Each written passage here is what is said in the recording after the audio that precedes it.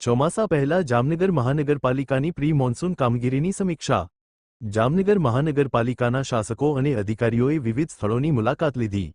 Mayor Monikaben Vyas, deputy mayor Rakesh Der, શાસક પક્ષના નેતા અમર મોદી, સ્ટેન્ડિંગ કમિટીના chairman Dhiren Monani, assistant commissioner Mukesh Varanva, controlling અધિકારી કેતન કટેશિયા સહિતના અધિકારીઓ હાજર રહ્યા। જામનગરના દરેડ ગામ પાસે આવેલ ખોડિયાર મંદિર પાસે આવેલી કેનાલની તળની સ્થળ મુલાકાત લેવામાં આવી। શહેરના વિવિધ વિસ્તારોમાં ચાલી રહેલી પ્રી મોન્સૂન કામગીરીનું નિરીક્ષણ કરાયું। અધિકારીઓ પાસેથી કામગીરીની પ્રગતિ અને વિગતો મેળવવામાં આવી।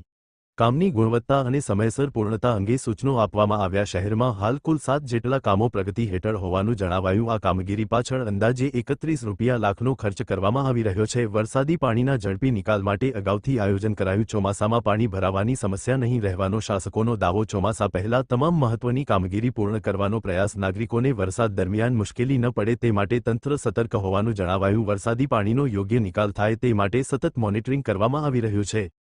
આજરોજ જામનગરના પદાધિકારીઓ તેમજ અધિકારીઓની સાથે રાખી અમે દરેડના જે ખોડિયારની ફિલિંગ કેનાલ છે ખોડિયારના મંદિર પાસેની એનું અમે નિરીક્ષણ કરવા આવ્યા છીએ અને તેની સફાઈ માટેની કેનાલની જે સફાઈ થાય એ જોવા માટે આવ્યા છીએ કે આવતા થોડાક સમયમાં વરસાદની કામગીરી ચાલુ થશે તો એની સફાઈ કેટલી થઈ છે શું છે એનું નિરીક્ષણ કરવા આવ્યા છીએ અને ખાસ કરીને જોવા જ કે આ જે છે એની શું પરિસ્થિતિ છે એ અમે નિહાળવા આવ્યા છીએ। મોન્સૂનની કામગીરી હાલ કઈ રીતે ચાલી રહી છે અને શું વિગતો લેવામાં આવી? અધિકારી પણ સાથે છે મુલાકાત?